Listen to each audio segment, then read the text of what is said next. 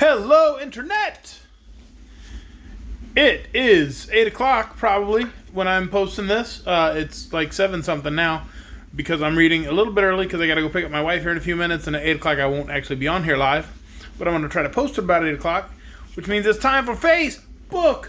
Time to read The Emerald City of Oz, Book 6 in the Oz series, Chapter 24, How the Tin Woodman Told the Sad News.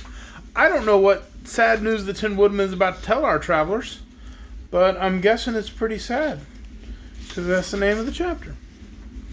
So how about we find out together? Together. Yeah.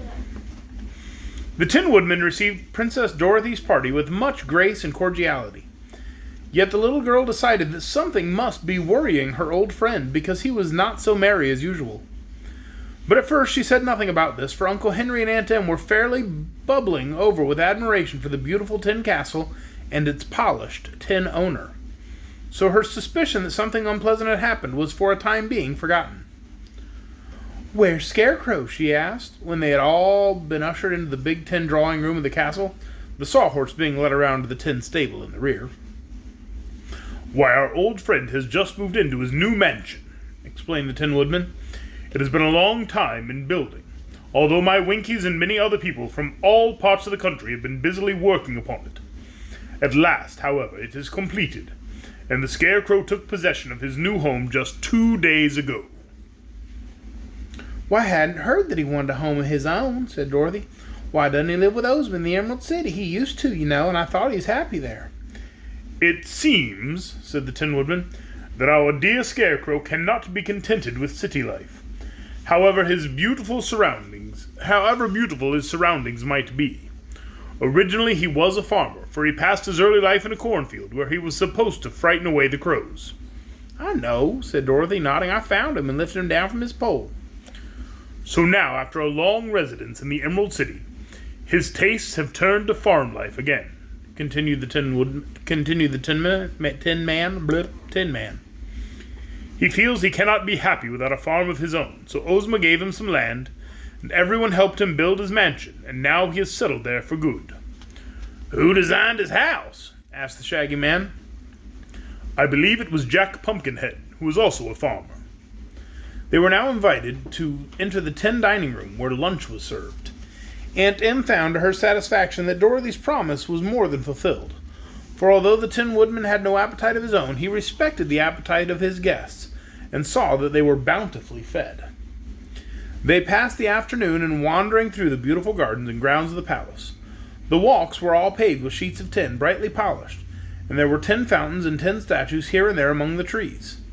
The flowers were mostly natural flowers, which grew in the regular way, but their host showed them one flower bed which was his especial pride. "You see, all common flowers fade and die in time," he explained. "And so there are seasons where the pretty blooms are scarce. Therefore I decided to make one tin flower bed out of all tin flowers. And my workmen have created them with rare skill. Here you'll see tin camellias, tin marigolds, tin carnations, tin poppies, and tin hollyhocks growing as naturally as if they were real." Indeed, they were a pretty sight, and glistened under the sunlight like spun silver. When I'm saying 10 of each of those flowers, I don't mean like there were 10 of them. 1, 2, 3, 4, 5, 6, 7, 8, 9, 10 of them. No. I'm saying 10 like 10, the metal, like the Tin Woodman. As I was reading it, I realized that probably sounds very confusing, so I thought I should explain it a little bit to you guys. "Isn't this hollyhock going to seed?" asked the wizard, bending over the flowers. "Why, I believe it is," exclaimed the Tin Woodman, as if surprised. "I hadn't noticed that before, but I shall plant the tin seeds and raise another bed of tin hollyhocks." In one corner of the gardens, Nick Chopper had established a fish pond, in which they saw swimming and disporting themselves many pretty tin fishes. "Would they bite on hooks?" asked Aunt Em curiously. The Tin Woodman seemed hurt at this question. "Madam," said he, "do you suppose I would allow anyone to catch my beautiful fishes, even if they were foolish enough to bite on hooks? No, indeed. Every created thing is safe from harm in my domain. And I would as soon think of killing my little friend Dorothy as killing one of my tin fishes." The Emperor is a very kind-hearted man, explained the wizard. If a fly happens to light upon his tin body, he doesn't rudely brush it off, as some people might do. He asks it politely to find some other resting place. Well, what does a fly do, then? Inquired Aunt Em. Usually it begs his pardon and goes away, said the wizard gravely. Flies like to be treated politely as well as other creatures, and here in Oz they understand what we say to them, and behave very nicely. Well, said Aunt Em, the flies in Kansas, where I come from, don't understand anything but swat. You have to smash them to make them behave, in the same way with skeeters. Do you have skeeters in Oz? We have some very large mosquitoes here, which sing as beautifully as songbirds, replied the Tin Woodman, but they never bite or annoy our people because they are well fed and taken care of. The reason they bite people in your country is because they are hungry, poor things. Yes, agreed Aunt Em. They're hungry all right, and they ain't very particular about who they feed on. I'm glad you got skeeters educated here in Oz. That evening after dinner they were entertained by the Emperor's 10 cornet band, which played for them several sweet melodies. Although the wizard did a few sleight of hand tricks to amuse the company, after which they all retired to their cozy tin bedrooms and slept soundly until morning. After breakfast, Dorothy said to the Tin Woodman, If you'll tell us which way to go, we'll go visit the Scarecrow on our way home. I will go with you and show you the way, replied the Emperor, for I must journey today to the Emerald City. He looked so anxious as he said this that the little girl asked, There anything wrong with Ozma, is there? He shook his tin head. Not yet, said he, but I'm afraid the time has come when I must tell you some very bad news, little friend. Well, what is it? Cried Dorothy. Do you remember the Gnome King? Asked the Tin Woodman. I remember him very well, she replied. The Gnome King has not a kind heart, said the Emperor sadly, and he has been harboring wicked thoughts of revenge because we once defeated him, liberated his slaves, and you took away his magic belt. He has ordered his gnomes to dig a long tunnel underneath the deadly desert, so that he may march his hosts right into the Emerald City. When he gets there, he intends to destroy our beautiful country. Dorothy was much surprised to hear this. Excuse me. Well, how did Ozma find out about the tunnel? She asked. She saw it in her magic picture. Of course, said Dorothy. Might have known that, and what is she going to do? I cannot tell, was the reply. Pooh! Cried the Yellow Hen. We're not afraid of the gnomes. We'll roll a few of our eggs down the tunnel. They'll run way back home fast as they can go. Why, that's true enough, exclaimed Dorothy.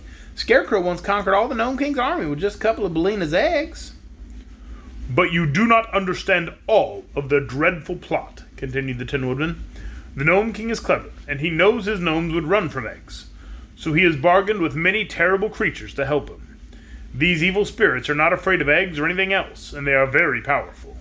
So the Gnome King will send them through the tunnel first, to conquer and destroy. Then the gnomes will follow after to get their share of the plunder and slaves.